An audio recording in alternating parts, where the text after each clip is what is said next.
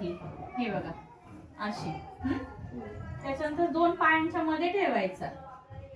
Okay, मग ही गाठण सोडून घ्यायची मधली सेंटरची. 2 पायाच्या मध्ये कंपल्सरी ठेवायचं म्हणजे गुंता होत नाही. आणि प्रत्येकाचा रोल करून घ्यायचं, हे बघा. त्याच्यानंतर इथे खाली हे दिलेले हे कापून घ्यायचे, प्रत्येक याला दिलेले.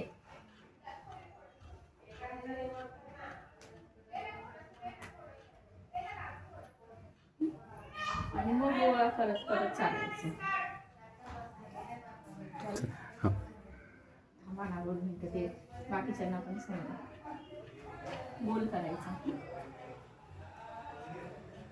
खाली तुम्ही पेपर ठेवू शकता किंवा कपडा टाकू शकता किंवा डायरेक्ट पण करू शकता. प्रत्येक बंडल असा गोल करून घ्यायचा आणि मगच सुरुवात करायची.